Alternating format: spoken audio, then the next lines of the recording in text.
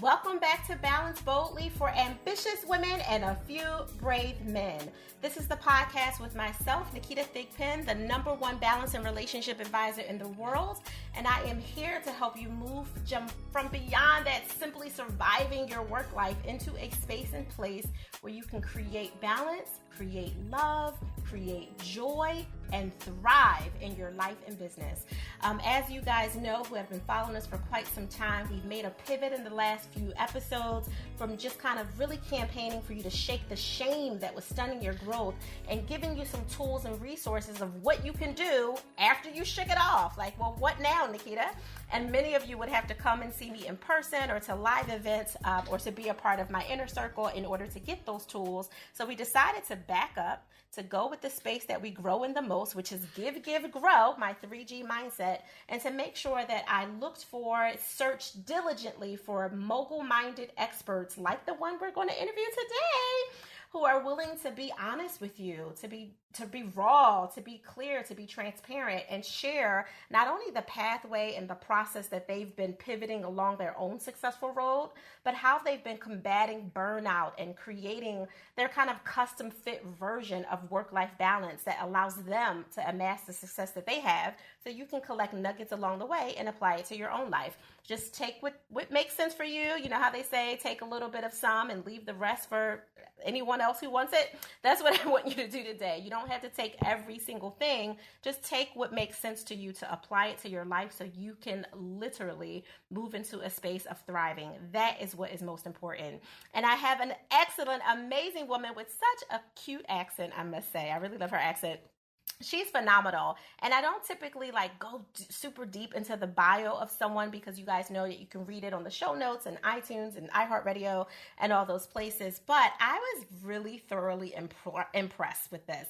Whitney Nicely is an expert of her own, foundation. She is literally homegrown right from Tennessee, and you'll hear her East Tennessee accent when she starts talking. It's so amazing.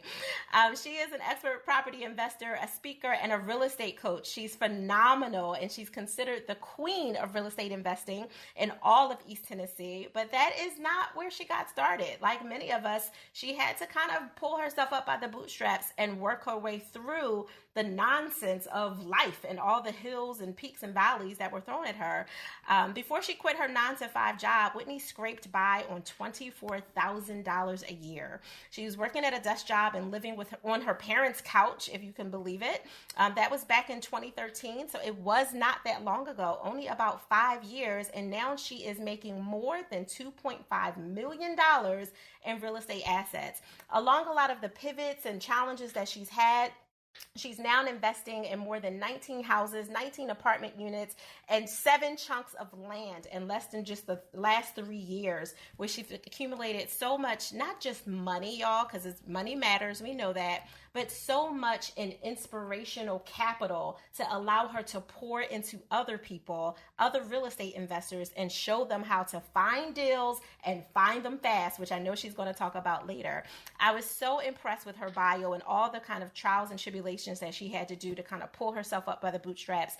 When her team reached out to me, I absolutely 100% needed to have her on the Balance Boldly podcast for ambitious women, especially knowing that she's been on one of my faves on Entrepreneur on Fire, GSD Mode, Richer Soul with Rocky Lavani, and Real Estate Investing Profits for Master Series with Corey Boatwright, just to name a few of the other great podcast places and stages that she's been on. I thought she would just be so phenomenal to come here today and just talk to us for a few minutes about some of the things that she's done to combat her own burnout and deal with her own imposter syndrome if she's had to deal with all those things. So Whitney, welcome to Balance Boldly. How are you today? Thanks for having me, Naketa. This is going to be fun. It really, really, really is.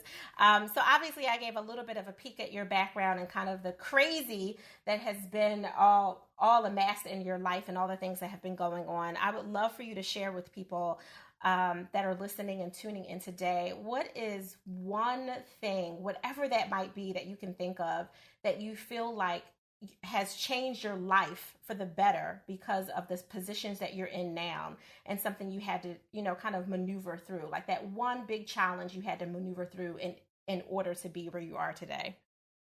I had to get over thinking that I needed money and credit and a license to get into real estate. My mom has always been a real estate investor, but she did things the old, slow, boring way where she'd save up a bunch of money and then buy a house and then hope and pray she'd get her money back eventually. Mm-hmm. I needed more than that. I also, when I started looking at real estate investors, my mom was the only woman I saw, and she wasn't doing things the way I thought we should be doing things in the 2000s. So I really struggled with how to find a mentor Mm-hmm. that was like me, had all the same struggles that I had, because as women, we have, like 18 unpaid jobs and things that we're trying to juggle. And now you want me to add being a real estate investor in on that? Like, Right. how does that balance happen? And so I really struggled finding my balance and knowing when I was pushing my limits on being a woman and being a real estate investor. Yeah, no, I think you're speaking to the choir, especially with so many of the ambitious women that tune into Balance Boldly. Many of them are entrepreneurs, but most of them actually are entrepreneurial minded executives. So they're rocking multiple hats, right? Like, all across the board. And it's a big challenge because you want, ambitiously as you are, you're determined to succeed. You want more, but you're not sure where the heck you're going to find time for it and still have some semblance of a life. So I would love to know more about you and how you're managing that, especially with all the running around you have to do with managing properties, managing egos with the people who, like, I know that that's a big thing in real estate, especially at the market level that you're at. Like, how are you dealing with that? Well, specifically speaking to the men, it had, or speaking about men, I guess I should say, when I got into real estate investing, I had a boyfriend that told me that I would never be successful, that nobody would want to do the deals that I was amped up to do, and that all the big boys already had a grip on the market and I wouldn't be able to wiggle my way in. Mm. And so I didn't have any real negative talk in my head, but I had my boyfriend telling me that pretty much every day. And instead of being like, yeah, you're right, I bowed up on him and said, hold my beer and watch this. Mm. And now he's my husband, and I serve him a little bit of that for breakfast every morning. And he really had to get on this girl power wagon that Yeah. I got, and he's embraced it fully now. But it was a big switch for him to see that I was going to go out, I was going to make something happen, I was going to get my feelings hurt, but he didn't need to protect me from that. Mm-hmm. Mm-hmm. No, that's a really valuable point because we typically have the people who are closest to us can be the ones that might snatch the dream just because of their own fears, right? So I love that. First of all, let me commend you for not kicking him to the curb, as my younger teenage daughter would say, kick rocks. So thank you for not having him kick rocks and being able to, be in a space where you were willing to grow up together. Because that's really what it is, right? Like just growing up in the space and having the right support. So were you guys able to manage your time and your love life with, like, now you're on beast mode. So you're in beast mode, like hold my beer, watch this.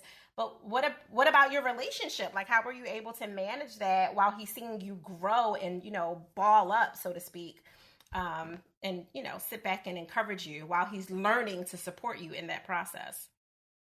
It's an ongoing battle. It really is. As I continue to grow and do things and have more available to me, Mm-hmm.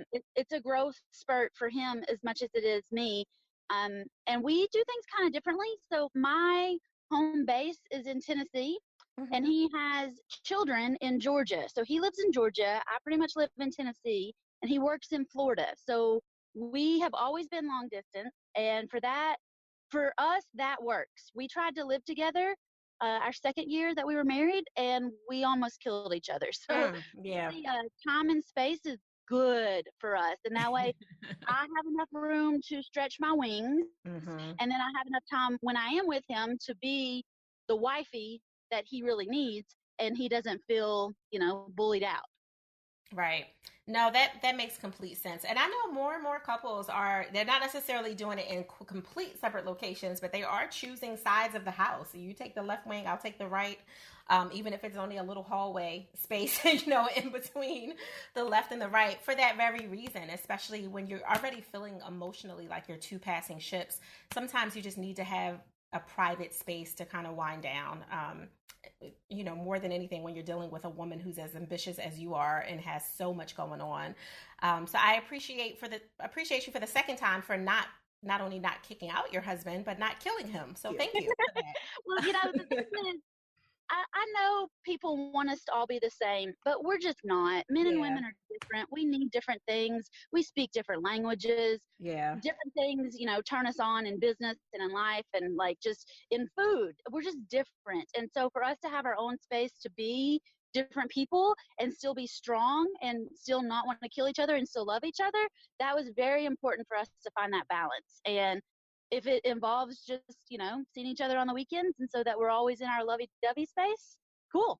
It's good. And one thing also that helped us is I love real estate. I'm all about real estate all the time. Like if you talk to me about anything else, I don't have much to say. So he does not love houses, Mm-hmm. but apartment investing, commercial investing, doing big high rises, he's very analytical. And so getting into commercial real estate was what turned him on. Okay. So I grew into apartments and he grew into real estate investing. And so apartments are what we do together as fun. Like some people golf, we talk about apartments and get couples massages. Listen, I think that's a great work life balance. Like we're going to ball up together and create great investments as well as wind down together without feeling like you're overcrowded. Because I think that that's one of the larger challenges when especially when we're talking in the healthy relationship and even deeper in the intimate love space. Burnout in love is a real thing. Like you can get tired of each other really quick, especially when you're trying to force each other's thoughts and views on each other. Like, well, my view is commercial space is the space to be in, and well, my view is it's real estate. Like that could be really challenging, but when you have that separation, it allows you to breathe a little bit and see the other perspective. So that's phenomenal. It's very unconventional, and I'm sure you've heard that previously from other people. Like your living situation, yeah, exactly, it's very unconventional. But I always say create your custom fit balance. Like it's whatever works for you. It's not cookie cutter. My work life balance with a 21-year-old, a grandchild, and a 17-year-old teenager and a husband is not necessarily going to be the same as yours or someone else who might even have that same kind of dynamic. It's just very, very different. And I think what's hilarious, and it will probably go into your real estate space, is recently I was speaking at, I won't say the name of the company because they are a current client, but an international client. And they said, well, we don't believe in work-life balance. We believe in work-life flexibility. I was like, really?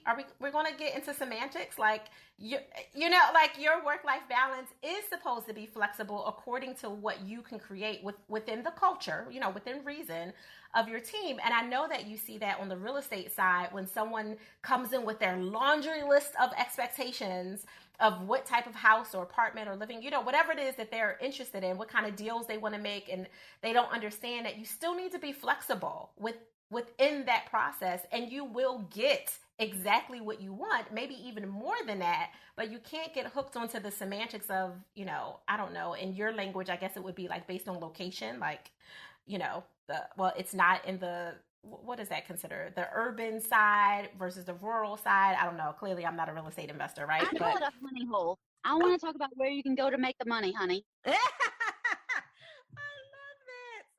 that. And for me, when I talk to other women, I also have to make sure they remember that this isn't their house. When we're talking about investments, you don't have to nest there. Okay, you're not going to lay your head down there. You're not going to raise your babies there. It needs to be clean enough, good enough, and safe enough. Right. Right. And that's it. It doesn't have to be amazing.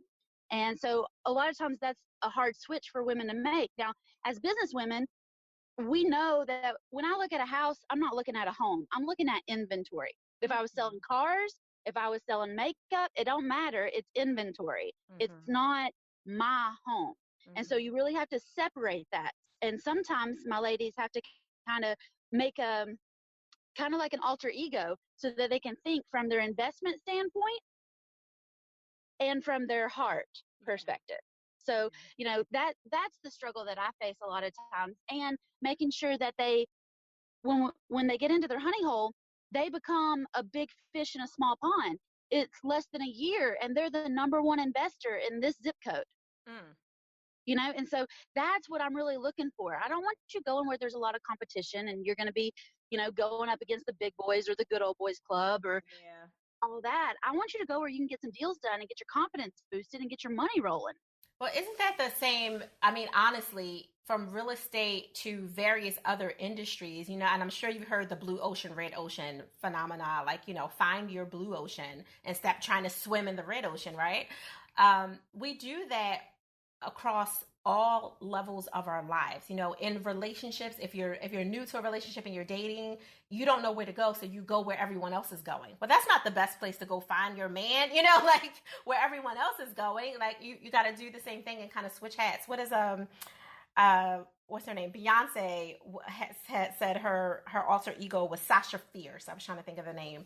And Sasha Fierce was the one that was sexy and dynamic on stage when she was moving into another level, where Beyonce is more introverted and quiet. And, she had to learn how to separate in order to be her best self in her work. And that's exactly what you're saying. Like, create the alter ego for whatever you need to do, within reason, of course, and that's legal, to create your best self. So I'm curious, how are you helping other women do what you do and become as fierce as you are in real estate? Well, a lot of women kind of get scared to do the negotiating. They're afraid somebody won't take their deal or won't like what they're offering or whatever, and so they back out. And that is when you have to dip into your Sasha and be like, no, I can do this. And Mm-hmm. sometimes I've negotiated deals and got back in the car and been like, who was that? What was that? Like, holy crap, let's do that again, And that's when it's really fun. And that's when you kind of surprise yourself at how strong you are, how brave you are. And that's a lot of times what gets it done. And I love that. And because I am strong, and I allow women to be strong with me. I don't try to make them be nice and good and those things that we're supposed to be, supposedly. Mm-hmm. I Mm-hmm. want them to be strong and to be fierce and to be independent and love what they're doing, because we have such strong hearts. But sometimes we become a doormat on accident so that everybody else gets what they want. Preach.